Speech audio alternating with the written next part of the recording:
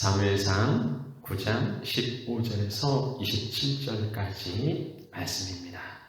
한 말씀을 함께 보시겠습니다.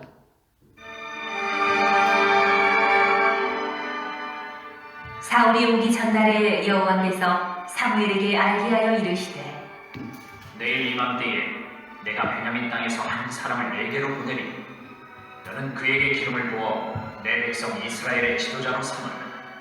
그가 내 백성을 블레셋 사람들의 손에서 구원하리라. 내 백성의 부르짖음이 내게 상달되었으므로 내가 그들을 돌보았노라 하셨더니 사무엘이 사울을 볼 때에 여호와께서 그에게 이르시되 보라, 이는 내가 네게 말한 사람이니 이가 내 백성을 다스리리라. 하시니라. 사울이 성문한 사무엘에게 나아가 이르되 선견자의 집이 어디인지 청하건대 내게 가르치소서. 하니 사무엘이 사울에게 대답하여 이르되 내가 성견자이니라. 너는 내 앞서 산당으로 올라가라. 너희가 오늘 나와 함께 먹을 것이고 아침에는 내가 너를 보내되 네 마음에 있는 것을 다 내게 말하리라. 사흘 전에 이른 네 암나기들을 염려하지 말라. 찾았느니라. 온 이스라엘이 사모하는 자가 누구냐? 너와 네 아버지의 온 집이 아니냐? 하는지라. 사울이 대답하여 이르되 나는 이스라엘 지파의 가장 작은 지파 베냐민 사람이 아니니까. 또 나의 가족은 베냐민 지파 모든 가족 중에 가장 미약하지 아니하니까. 당신이 어찌하여 내게 이같이 말씀하시나이까? 하니 사무엘이 사울과 그의 상원을 인도하여 객실로 들어가서 청한 자 중 상석에 앉게 하였는데 객은 30명 가량이었더라. 사무엘이 요리인에게 이르되 내가 네게 주며 네게 두라고 말한 그 부분을 가져오라. 요리인이 넓적다리와 그것에 붙은 것을 가져다가 사울 앞에 놓는지라. 사무엘이 이르되 보라, 이는 두었던 것이니 내 앞에 놓고 먹으라. 내가 백성을 청할 때부터 너를 위하여 이것을 두고 이때를 기다리게 하였느니라. 그날에 사울이 사무엘과 함께 먹으니라.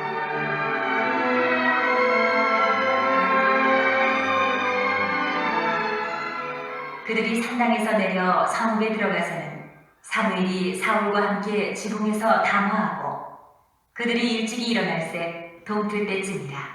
사무엘이 지붕에서 사울을 불러 이르되 일어나라, 내가 너를 보내리라.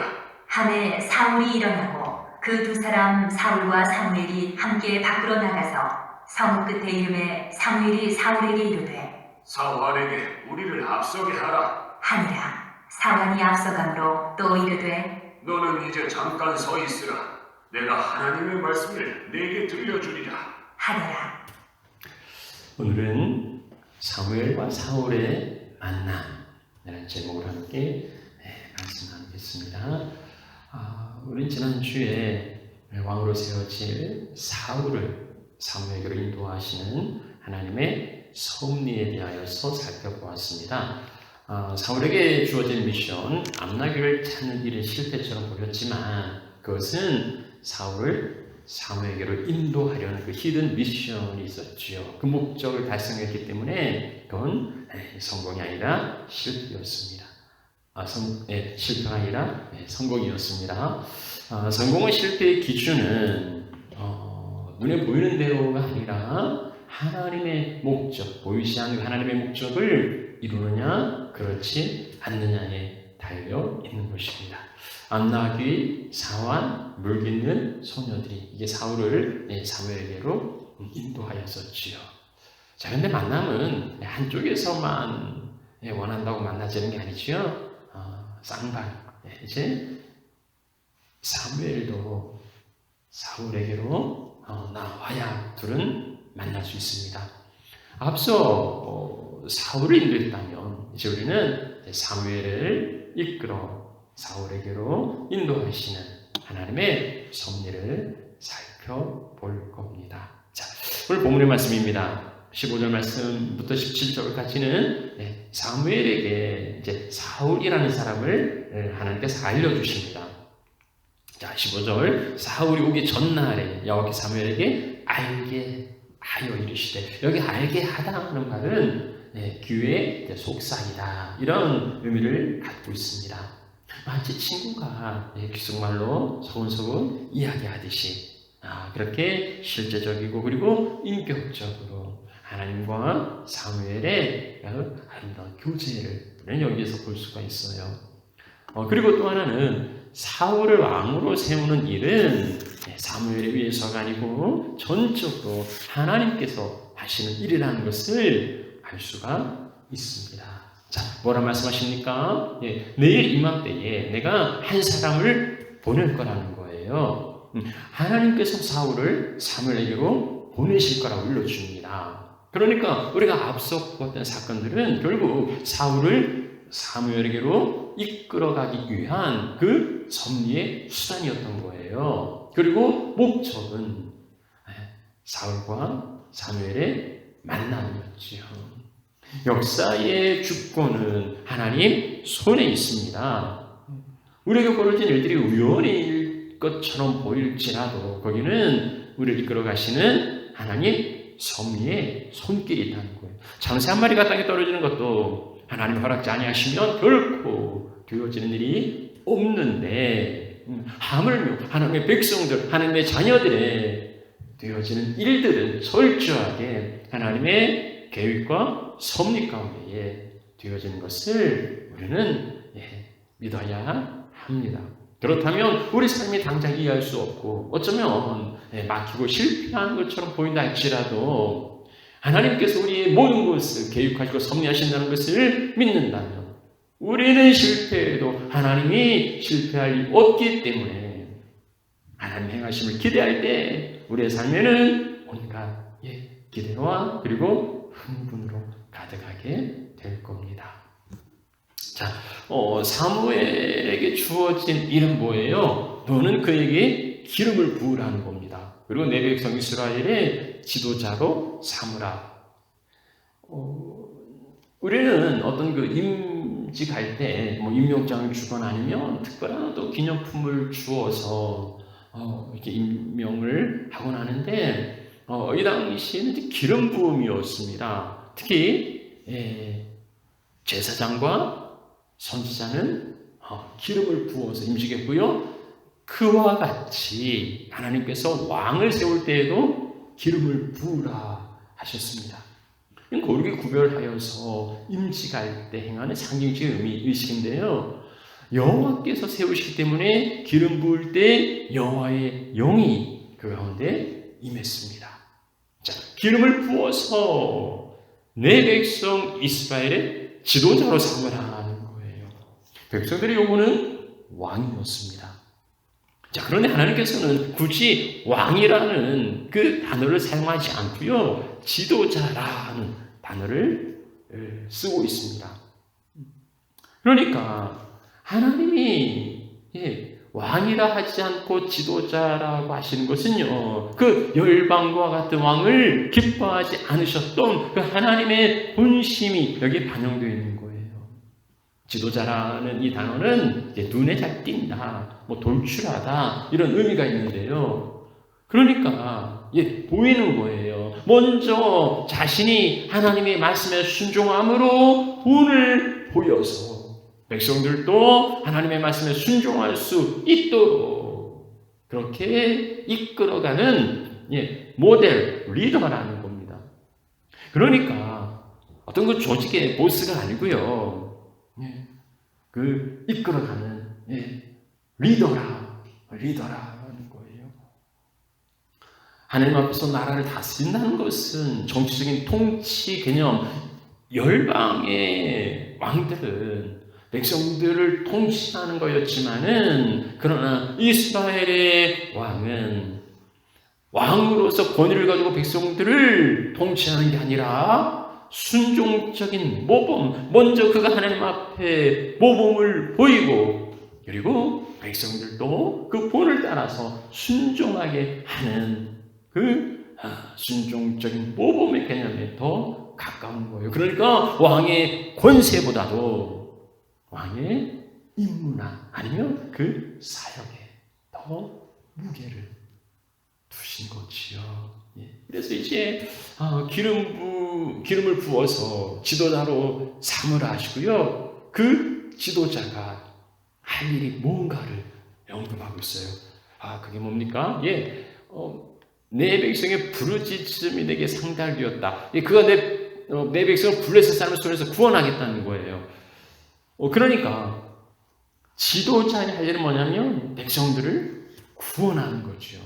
기름 부음 받은 자, 그가 메시아죠. 메시아가 헬라어로는 그리스도입니다. 그리스도 사역은 자기 백성을 그 죄에서 구원하는 자예요. 그러니까 주님께서 이 땅에 오셔서 우리를 어떤 권세를 부리고 우리를 막 억누르는 그런 게 아닙니다. 억눌림에서 우리를 구원하는 자예요. 이 기름 부음 받은 자, 왕이든 제사장이든 선지자든 다 같이 하는 일은 뭐냐면 백성들을 구원하는 일입니다. 오늘 우리에게 맡겨진 그 일도 사역도 미션도 마찬가지예요. 각자 사역의 현장은 필드는 다 다르겠지만은 그러나 궁극적인 목적은 세상을 구원하기 위한 하나님의 사랑과 열심이라는. 그래서 결국 우리를 어느 곳에 보내든지 간에 복된 소식 복음을 듣고 구원을 받으라는 거예요. 하나님께로 돌아와서 구원받게 하는 것이 오늘 우리에게 맡겨진 궁극적인 사역이라는 것을 기억해야 합니다. 사울에게는 마찬가지였습니다. 기름을 부어서 지도자로 삼고 사울의 일은 그 백성을 구원해야 한다는 거예요. 하나님은 사울이 올 거라 미리 말씀하시고서요, 또 사울이 올 때 이가 그 사람이라 하고 한 번 더 확증해 주셨습니다. 자, 이제 그렇게 해서 두 번째로 18절에서 21절까지 말씀은 이제 사무엘과 사울이 만납니다. 사울이 성원에 들어와서 사무엘에게 선견자의 집이 어디냐고 물어요. 사울이 사무엘을 만난 적이 없기 때문이고, 또 사무엘도 어떤 선견자다운 어떤 권위나 거창한 어떤 치장을 한 게 아니었기 때문에 사울이 사무엘을 알아보지 못했던 거지요. 사무엘이 이제 자기가 내가 선견자다 하고 이제 산당에서 함께 먹자고 초대하게 됩니다.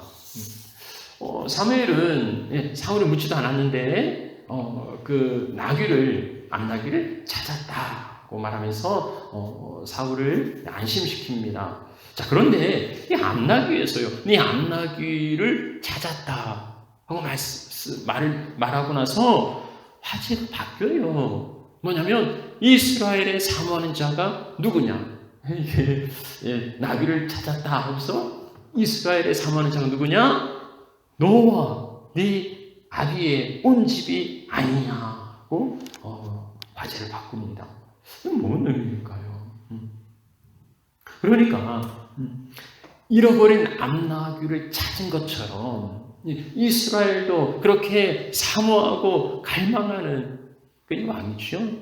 사모하고 갈망하는 자가 있는데 그가 누구냐? 바로 너라는 거예요. 사울이라는 거예요. 너의 집이라는 거예요. 그러니까 이스라엘도 그렇게 사모하고 갈망하는 자를 마침내 찾았다는 겁니다. 그게 누구냐면 너와 네 아버지의 온 집이라는 겁니다. 그러니까 사울이 암나귀를 찾듯이 이제 이스라엘의 잃은 그 양을 찾아 구원하는 일이 그에게 주어지는 새로운 사명이라는 거예요. 이제 암나귀를 찾았으니까 더 이상 암나귀를 찾을 게 아니라 이제는 나귀가 아니라 내 백성 이스라엘을 찾아야 한다는 거죠. 이게요, 만나자마자 오늘 우리 같이 식사하자 하고서는 그 다음에 나귀는 다 찾았다. 근데 이스라엘의 사모하는 자가 누구냐? 바로 너라고. 너희 집이라고 그렇게 이야기해요. 갑자기 이런 얘기를 들으면 무슨 생각이 나겠습니까? 근데 사울이 이 전체적인 맥락을 이해한 것 같아요. 당황스럽기도 하겠지만 사울은요 이렇게 대답해요. 아니, 나는 이스라엘 지파의 가장 작은 베냐민 사람이 아닙니까? 온 이스라엘이 참 사람이라면 그래도 에브라임이나 유다 지파 같이 그 큰 지파에서 나와야 힘을 행사할 수 있지. 이 가장 작은 이 베냐민 지파에서 뭔 지도자가 나올 수 있겠습니까? 뭐 이런 거죠. 마치 나사렛에서 뭐 선한 게 나겠느냐고 나다나엘이 이야기한 것처럼 사울도 이 작은 지파에서 무슨 뭐 왕이 나겠습니까? 그렇게 생각하는 거예요. 더구나 베냐민 지파가 가장 그 작은 지파가 된 건요, 원래 그러지 않았어요. 원래 이제 그 야곱의 막내 아들이긴 해도 그 수가 상당히 많았고 기업도 상당한 곳을 차지하고 있었는데 사사기에 있었던 사건, 그러니까는 레위인의 첩을 이 기브아의 베냐민 지파 기브아의 불량배들이 연간하고 죽게 하지요. 그래서 이스라엘 11지파가 그 책임을 물으려 하는데 베냐민 지파는 이 기브아의 불량배들 내놓지 않아요. 그래서 결국은 전쟁이 일어난 거지요. 그러니까 이 전쟁을 위해서 이제 베냐민 지파가 다 몰살을 당하고 600명만 살아남죠. 그 전쟁이 있게 된 게 뭐냐면 그 기브아의 그 불량배들 때문이에요. 그런데 사울이 이 기브아 출신입니다. 그는 자기 지파가 그리고 자기 민족이 큰 그 어려움의 그 빌미를 제공한 게 이 기브아 사람들인데 사울도 바로 기브아 사람인 거예요. 그러니까 어떻게 보면 좀 민족에 비친 게 있죠. 이 작은 그 베냐민 지파에게서 뭐 무슨 왕이 나겠습니까? 자, 또 나의 가족은 베냐민 지파 모든 가족 중에 가장 미약하지 아니하나이까. 근데 사실 그러진 않아요. 왜냐하면 앞서 성경은 베냐민 지파에 기스라 이름하는 유력한 사람이 있다고 그렇게 밝혀준 바가 있어요. 그리고 사울도 다른 사람보다 어깨 위에 있을 만큼 그는 준수하고 그리고 굉장히 핸섬한 뛰어난 그런 사람이었습니다. 뭐 베냐민 지파가 작은 지파임에는 틀림없지만 그러나 자기 가족에 대해서는 굉장히 겸손한 모습을 보여주고 있는 거예요. 사울이 그러니까 온 이스라엘이 지금 너를 사모하고 기다리고 있다 하는데 사울은 굉장히 겸손하게 우리같이 작은 자들이 뭘 할 수 있겠습니까? 라고 겸손한 모습을 보여주고 있습니다. 이런 그 겸손한 모습에 사무엘은 어떤 사울에 대한 확신을 갖지 않았을까 싶어요. 자, 그래서 이어지는 말씀 22절에서 24절에 이제 그 사울을 높이는 사무엘. 그러니까 사울이 굉장히 겸손한 모습으로 사무엘에게 나타났다면 사무엘도요, 사울에 대해서 굉장히 겸손하게 그렇게 보여주고 있습니다. 자, 사무엘이 이제 사울과 함께 산당에 올라가 제사를 드리고요, 그리고 따로 객실에 나가서 이제 식사를 합니다.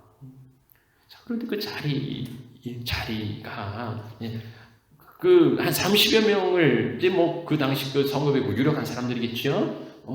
그 30명을 초청했습니다. 근데 그 가운데 사울과 그의 사환을 상석에 앉게 해요.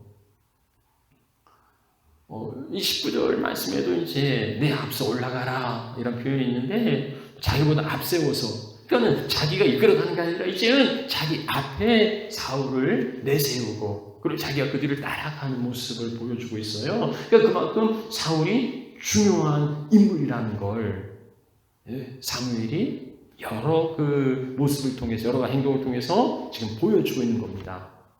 여기에서도 30명이나 되는 그리고 어떻게 보면 지금 그 제사를 주관하는 사람은 사무엘이에요. 그러니까 사무엘이 마땅히 주인석에 상석에 앉아야죠. 이스라엘의 최고 지도자가 사무엘 아닙니까? 사무엘이 마땅히 상석에 앉을 수 있지만 그러나 그 자리를 사울에게 양보하는 거예요. 사울이 누군지 들어본 적도 없어요. 지금 처음 만난 사람이에요. 어떤 사람인지 알 수도 없습니다. 그러나 하나님께서 왕이 될 사람이라고 이야기하니까 자기보다도 사울을 높이는 거예요. 마치 예수님께서 나타나셨을 때에 세례 요한이 나는 망하고 그가 흥하여야겠다 이야기했던 것처럼 사무엘도 이제는 왕이 될 사람이라 하니 그를 상석에 높이는 겁니다. 사무엘은 하나님의 말씀에 이런 반부에 질문 하나 없어요. 저가 왕이 될 거다 하니까 사무엘은 그대로 받아들입니다. 그리고 그를 높여요. 아직 왕으로 세워지지도 않았는데, 그러나 하나님께서 그가 왕이 될 사람이라 할 때에 그 예를 갖추고 자기가 지금 사무엘이 이스라엘의 지도자고 훨씬 이제 멸가하죠. 젊은 청년인데 그것저것 따지지 않아요. 사무엘은 권세를 바라고 군림하는 자가 아니었습니다. 절저하게 하나님께 순종하는 사람이었어요. 자기가 통치자고 자기가 지도자고 이게 아니었어요. 자기는 왕이신 하나님의 사환이라고 생각한 거예요. 그래서 이스라엘 사람들로부터 어떤 대접을 받든지 하나님의 왕이시니까 하나님의 말씀에 순종하고 자기는 종이니까 하나님만 높이는 겁니다. 우리가 어디 있든지 간에 꼭 붙들어야 될 사실이 바로 이거예요. 우리가 하나님의 종이라는 겁니다. 사울을 높이신 하나님의 그림이 참 흥미로워요. 사울이 그 사울 종원에 의해서 사무엘의 인성이 올라가죠. 근데 이제 앞서 11절에 올라갔다 표현을 해요. 근데 사무엘이 있는 성 라마인데 그 라마도 높은 곳이라는 뜻을 갖고 있어요. 그러니까 그 높은 곳, 그 라마에서도요, 더 높은 산당으로 올라가게 합니다. 그 산당에서도 가장 높은 자리, 상석에 앉게 하세요. 그러니까 지금 하나님께서 이 사울을 들어서 계속 올리는 것을 보게 됩니다. 음식도요, 특별한 대우를 해요. 사무엘이 요리인에게 그거 가져오라고. 그게 뭐냐면 넓적다리예요. 넓적다리 부분은 이제 제사장의 음식이기도 하고, 그리고 제사한 사람, 주인의 몫이기도 해요. 그게 이제 지금 이제 제사를 집례한 게 이제 사무엘이잖아요. 그러니까 이제 사무엘의 자기 몫일 수도 있고, 아니면 이렇게 구별하는 것은 가장 귀한 그런 부분이에요. 그러니까 지금 30여 넘게 있는 사람 가운데서도 이 사울에게 가장 귀한 음식을 준비케 했다가 너희와 이것을 두고 이때를 기다리게 했다. 사울이 오기만을 기다려서 그리고 그 가장 소중한 그 부분을 사울에게 대접했던 거예요. 상석에 앉히고 그리고 가장 귀한 음식을 미리 준비케 했다가 그리고 그에게 준 것은 사무엘은 사울을 왕으로 예우하고 있음을 우리는 보게 됩니다. 자기가 이스라엘의 가장 뛰어난 가장 최고의 자리였지만 그 자리에 연연하지 않아요. 기꺼이 하나님이 세운 다음 사람을 위하여서 내려오는 겸손한 모습을 우리는 사무엘에게서도 볼 수 있는 것입니다.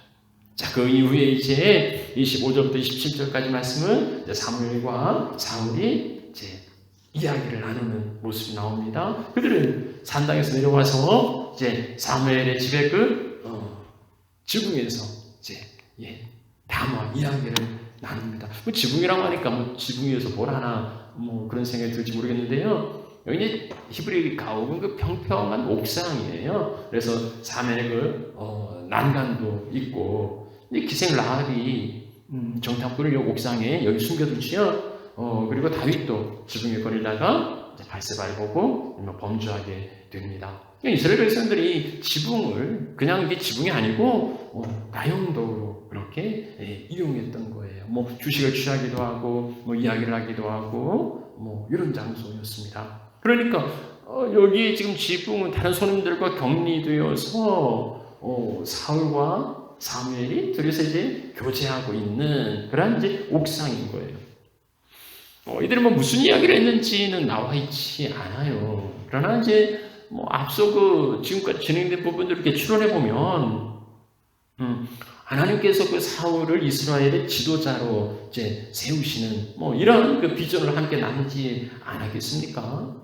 하나님께서 이제 초대 왕으로 사울을 택하고, 그리고 사울을 통해서 하나님께서 이루어 가지고 하시는 그런 비전들을 사무엘과 사울이 함께 나누었겠지요. 이들을 함께 먹고 함께 대화하고 함께 행동하면서 밤늦게까지 하나님의 꿈과 그리고 이제 부르심에 대해서 함께 나누었을 거예요. 처음 만난 사이지만은 그러나 하나님 나라에 같은 비전이 있었기 때문에 이렇게 친밀한 시간을 함께 하고 있습니다. 좀 말씀을 보면서 이제 문득 그 고등학교 시절이 생각나는 거예요. 우리 함께 올려 다니던 그 친구 4-4명 있었는데, 토요일 밤이나 아니면은 방학 때는 막 이렇게 집집마다 돌아다니면서, 막 떼묻혀 다니면서, 밥도 같이 먹고, 잠도 자고 막 이랬는데요. 우리 집 옥상에는 이제 그 평상이 있었어요. 그래서 여름날에 거기다가 대자리 펴놓고, 누워서, 이런저런 이야기 함께 나누고 있는데, 우리 고등부가 어떻게 하면 잘 될 것이야, 이런 이야기들과, 그리고 앞으로 우리가 하나님의 그 비전을, 꿈을 어떻게 이루어갈 것인가, 이런 이야기들, 선교사로, 병신도 지도자로, 이런저런 이야기들, 함께 나누는데, 정말 소중한 그런 추억으로, 남아 있습니다. 세상에는 많은 만남과 대화가 있지요. 어떻게 하면 돈을 잘 벌 건가? 어떻게 하면 자녀 교육에 성공할 건가? 어떻게 하면 이런저런 이제 대화 만남이 있지만, 믿음의 사람들이 함께 하나님의 나라를 꿈꾸고 그 부르심, 소명을 나누는 것이야말로 정말 귀하고 아름다운 자리일 겁니다. 비록 누추한 옥상이라 하더라도요, 서로를 세우고 서로를 격려하고 하나님의 사랑으로 그렇게 함께하는 이러한 만남과 이 마지막 때가 가까움을 볼수록 더욱더 모이기를 힘써야 하고요. 오늘 우리 시대에도 더욱 절실히 요청된다고 하겠습니다. 그런 만남을 통해서 하나님 나라의 꿈과 비전을 우리 현실 가운데서 구체적으로 그려갈 수 있기 때문이지요. 사울은 지붕에 사룻밤을 보냈고 이튿날 이제 사무엘은 이들 일행을 마중합니다. 그리고요 사울을 앞서 보내게 하고 이제 사무엘은 사울에게 이제 하나님께서 하신 말씀을 들려주겠다 합니다. 그래서 10장으로 가면 이제 드디어 기름을 부어서 이스라엘의 왕으로 삼는 것을 이제 보게 됩니다. 오늘 말씀을 제 요약해 보겠습니다. 오늘은 사무엘과 사울의 만남이었습니다. 그것을 먼저 하나님께서 사무엘에게 일러주시지요. 그러니까 사울을 세우는 것은 전적으로 하나님의 일이에요. 하나님께서 하시는 일이었습니다. 사무엘에게 주어진 일은 사울에게 기름 부어 지도자로 삼는 거였습니다. 왕이 아니라 지도자예요. 보스가 아니라 리더예요. 그것은 뭐냐면 먼저 모범을 보이고 먼저 순종하고 그것을 통해서 이스라엘 백성들도 순종하게 하는, 그렇게 이끌어가는 리더였다는 겁니다. 사울의 역할과 사명은 뭡니까? 군림하고 막 이방의 왕들처럼 권세를 부리는 게 아니고 구원하는 거예요. 구원하는 거예요. 오늘 하나님의 인도함을 받는 그리스도인들에게도 상황과 필드가 역할이 다르다 할지라도 궁극적인 목적은 뭐냐면 우리를 통하여서 세상을 구원하는 거예요. 그래서 우리가 어디 있든지 간에 우리가 예수 그리스도를 드러내고 나타내고 그리고 하나님의 복음을 전함으로 세상을 구원하고자 하시는 하나님의 그 목적을 온전히 이루어드릴 수 있어야 하겠습니다. 자, 그리고 두 번째로는 사울과 사무엘이 만나죠. 암나귀를 찾았다. 이것은 암나귀를 찾은 것처럼 이스라엘 백성들도 그렇게 사모하고 갈망하는 자를 찾았다는 거예요. 그게 너의 집이라는 겁니다. 근데 사울은 이러한 그 사무엘의 말에 대해서 자기는 굉장히 작은 자라고, 자기 집안은 굉장히 작은 자라고 그렇게 겸손하게 말합니다. 우리 여기에서 사울의 겸손, 왕은요 통치가 아니라 섬김이고, 그리고 백성들을 이끌어가야 하는 모범이기에 가장 기본적인 자질은 겸손인데, 사울은 바로 겸손한 사람이었습니다. 오늘 하나님의 자녀 백성들의 기본 자질도요, 겸손, 그것이 가장 우선이라 우리가 하나님의 자녀들이 겸손으로 나아가야 하겠습니다. 그 겸손은 사울뿐 아니라 사무엘도 마찬가지예요. 사무엘에게서도 그 겸손한 모습을 찾아볼 수 있습니다. 사무엘은 그때 1인자 최고의 그 지도자 아닙니까? 그런데 자기의 자리를 생명부지 무슨 사람인지 알 수도 없는 사울에게 그 상석을 양보합니다. 왜냐하면 하나님께서 사울이 왕이 될 거라고 말씀하셨기 때문이죠. 미련 없이 그 최고의 자리에서 내려올 수 있는 거, 그건 자기가 왕이 아니고 자기가 리더가 아니라 자기는 하나님의 종이라는 거예요. 그래서 하나님의 말씀에 순종하는 그런 겸손한 모습을 사무엘도 보여주고 있습니다. 자, 이제 이 둘이 옥상에서 하나님 나라의 꿈과 비전을 함께 나눕니다. 어떻게 하나님의 통치하신 나라를 이루어갈 것인가. 오늘 이 세상에서 많은 만남과 대화가 있지만은 믿음의 사람들이 함께 만나서 하나님의 나라를 꿈꾸고, 그리고 그 부르심을 함께 공유하고 서로를 격려하고 서로를 세워주는 것은 오늘 우리 시대에도 더욱 절실히 요청된다 하겠습니다. 그 만남을 통해서 지금 여기서 함께 하나님의 나라를 세워갈 수 있기 때문입니다. 그런 복된 만남이 우리 가운데 있기를 축복합니다.